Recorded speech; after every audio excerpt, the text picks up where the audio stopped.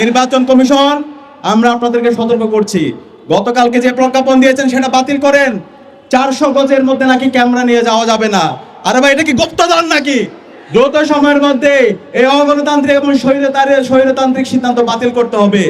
আমরা সবাই নির্বাচন নিয়ে আমরা সেন্টারে যাব, ছবি তুলবো, ঈদের মতো আনন্দ করবো। আমরা কি পারবো?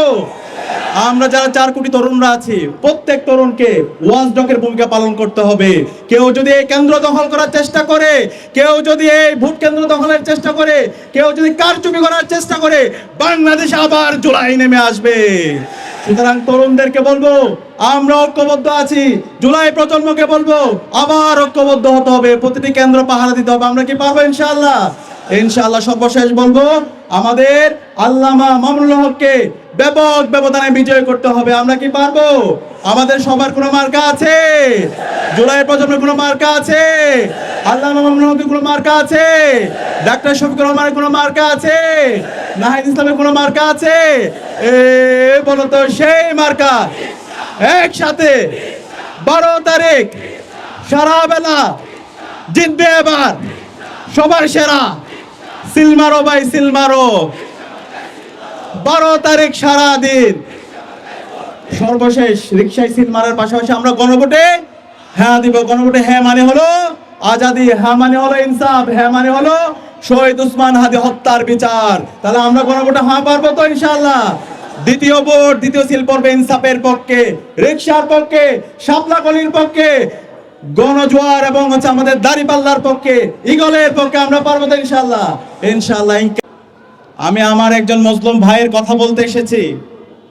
গত ফেসিবাদী আমলে যিনি সবচেয়ে বেশি জুলুমের শিকার হয়েছে, যখন বাংলাদেশে শাহবাগ কায়েম করার মাধ্যমে এই দেশের আলেম ওলামাদেরকে হত্যাযোগ্য করে রাখা হয়েছিল, সেই সময় আল্লামা মামুনুল হক বাংলার জমিনে আধিপত্যবাদের বিরুদ্ধে, আগ্রাসনের বিরুদ্ধে শাপলায় তিনি যে গণজাগরণের ডাক দিয়েছিল, সেই গণজাগরণ উপর ভিত্তি করে আজকে আমাদের আজাদী এসেছে।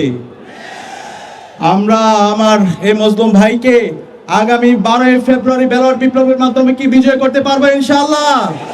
ইনশাআল্লাহ। ইতিমধ্যে বাংলাদেশের তরুণরা ইনসাফের পক্ষে অবস্থান নিয়েছে। 5টি ছাত্র সংসদ নির্বাচন হয়েছে। প্রতিটি ক্যাম্পাসে ইতিমধ্যে বাংলাদেশের 4 কোটি তরুণরা ইনসাফের পক্ষে অবস্থান নিয়েছে। আগামী 12 ফেব্রুয়ারি যে নির্বাচন হবে, সেই নির্বাচনে ঐক্যবদ্ধ বাংলাদেশের পক্ষে, রিকশার পক্ষে গণজোয়ার হবে ইনশাআল্লাহ। আমরা একই সাথে বলতে চাই, আজকে এই গণজোয়ারে ভীত হয়ে একটা পক্ষ পিছন দিক দিয়ে ক্ষমতা আসার চেষ্টা করছে। আমরা সাবধান করছি, পেছন দিক দিয়ে যদি কেউ ক্ষমতা আসতে চায়, ইলেকশন ইঞ্জিনিয়ারিং করে কেউ যদি ক্ষমতা আসতে চায়, বাংলাদেশে ফেসিবাদের যে পরিণতি হয়েছিল তার চাইতে খারাপ পরিণতি আপনাদের হবে। জিন্দাবাদ। এই বাংলাদেশে কোনো বীর আছে? দাসুনে কোনো বীর আছে? সেই বীর আরো জয় হচ্ছে না তো? সংগ্রামী তরুণী জনতা, 11 তারিখ নির্বাচনের ঢাকা